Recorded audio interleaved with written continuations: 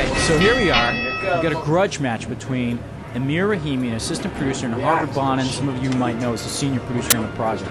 Harvard's playing Mordor, Amir's playing Gondor, and here we go. Okay, so we can see Amir here, turtled up inside his base, as a good Gondor player knows to do, but Harvard lays the smackdown right away, drops the Eye of Sauron on him, just saying, I see you. Telling Amir, I've got, I can see inside your base, I can scare your guys, and here I am. For all those of you who've been wondering about Gollum, here he is. He's a spy, he sneaks around. Harvard's got him going in the castle there just to hassle Amir. Just to cause him a little trouble, a little distraction. Of course, Amir wants to take him out because, Harvard's now able to see into his base. But of course, Harvard doesn't let him rest when after he's taken out Gollum. He goes ahead and hits him with the catapult there. So you can see the trolls rolling the siege tower up to the wall. One of the things is when you're going against Gondor players, you have to be able to siege your castle well. You got to take out the walls, break down the gates, just get your guys in one way or another.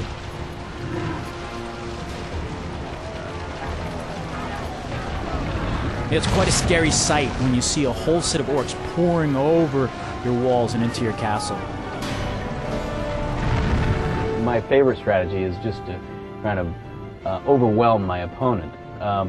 They have something called Call the Horde, which is one of the special abilities that Mordor uses when kind of high on their, I guess you'd call it a tech tree, but it just churns out the orcs one after the other, and it's cool because you're just when you think your back's against the wall and you run out of money or something like that, you send all these orcs and it just overwhelms the opponent. It's just a lot of fun. All right, so all the orcs are pouring over the castle walls. Now, of course, Amir's smart. You think all might be lost, of course, but there's Gandalf running around there. When Gandalf gets into the fight, watch out. Bang! There's a blast. Clears all the orcs out, and he's safe again. Well, see, Harvard has this ego and this air about him, about being this hardcore RTS guy, but I think he's going to come into this game and completely underestimate me. Right, so Harvard's got all of his troops ready. I think he's going to try to do a big push into the base. Let's watch what happens.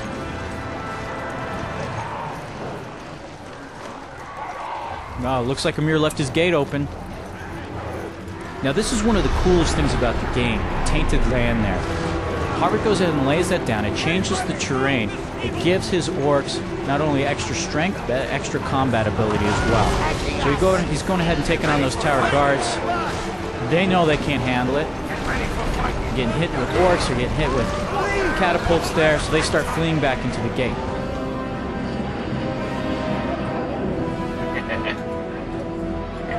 Maggots! What happens when Treebeard fights a troll? And here we go. Now that punch right there we call the Captain Kirk double-handed punch. And this is my favorite move of all, right there, kicking the troll right in the face. Dang, so Treebeard won there.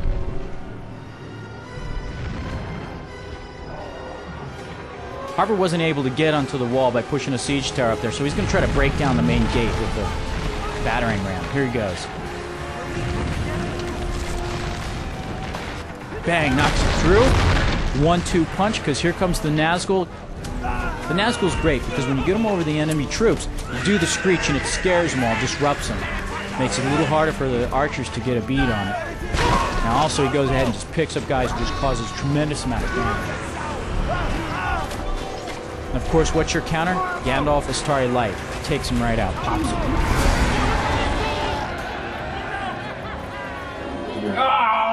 Here's the Mumma-Kill pen. Harvard's going to generate a Mumma-Kill to try to use to help siege the castle. Get my Mumma-Kill.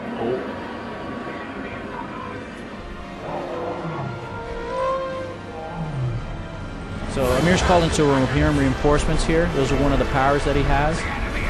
Of course, they don't do too well against the Mumma-Kill, especially when they're continually shelled by catapults as well. Just squashed flat. No offense for you, but are you playing? I mean, I got my Mumma-Kill waiting for you over there. You just accumulated that mile.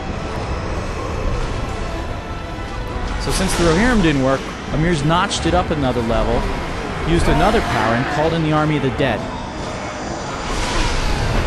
It's just so fun to watch these guys take out the enemy.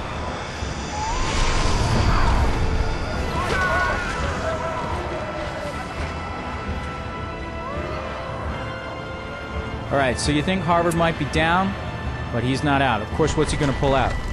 Here comes the Balrog.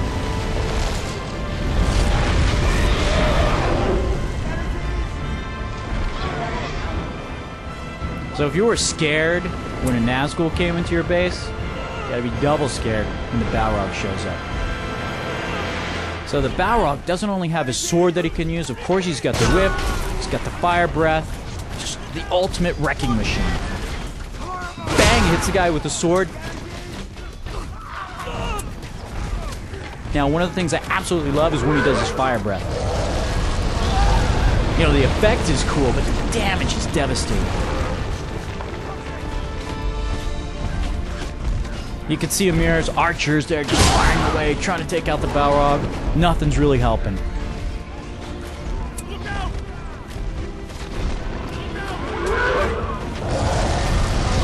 Amir's last building has been destroyed. His whole castle sinks back into the ground and you're left with the ruin. But of course, who do you bring in when you got a Balrog in your base? You gotta bring in the big guns. Here comes Gandalf. He hits him with the lightning bolt. Takes him out. Now watch the ground here after the Balrog burns up and goes away.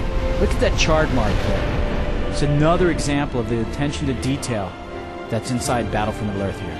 Alright, so it looks like Amir's there survived. His base is wiped out. He's going off to hunt Harvard's base there. And there you go. I don't know. I kind of call it a draw. Gotcha.